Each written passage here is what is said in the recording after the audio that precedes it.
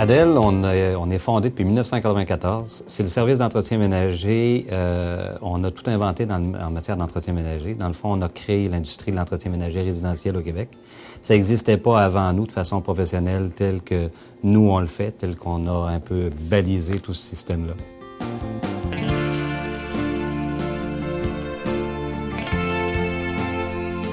Comment on fait en sorte que le service soit impeccable partout? Bien, c'est par le biais de franchises.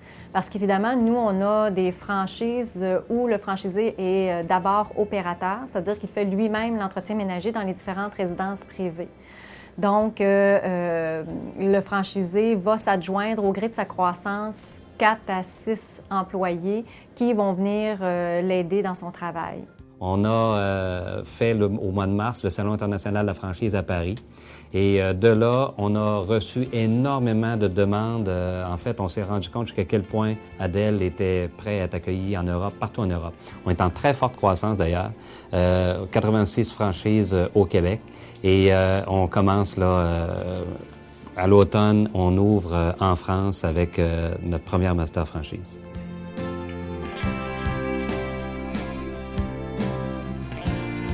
Un de nos défis dans notre entreprise, comme c'est une entreprise de service, c'est de s'assurer que la qualité du service est maintenue partout dans la province où on fait l'entretien ménager. Donc, comment on y parvient? Bien, c'est surtout par des méthodes de contrôle qui sont vraiment très, très poussées et par la standardisation de notre concept et de nos systèmes. Donc, nous, notre rôle en tant que franchiseur, c'est de s'assurer que le franchisé a tout d'abord une bonne formation de base, donc qu'il connaisse vraiment bien toutes les normes d'exploitation et toutes les façons de faire d'Adel. Ensuite de ça, c'est de l'épauler dans sa croissance, c'est-à-dire qu'on va rencontrer de façon très, très régulière nos franchisés pour s'assurer que vraiment ils suivent les étapes de croissance qu'ils devraient suivre normalement et qu'ils suivent aussi les standards là, de l'entreprise. Tout est mesuré chez nous. Le système, on aime à dire que le système est plus fort que l'humain et c'est là que le franchisé, autant que le franchiseur, deviennent réellement gagnants.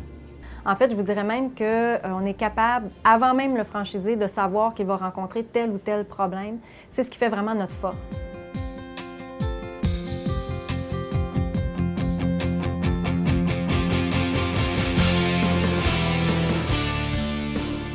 Ici, on est dans une dynamique un peu différente. En fait, on est dans un système de gestion de la croissance plus qu'en essayant de viser de la croissance.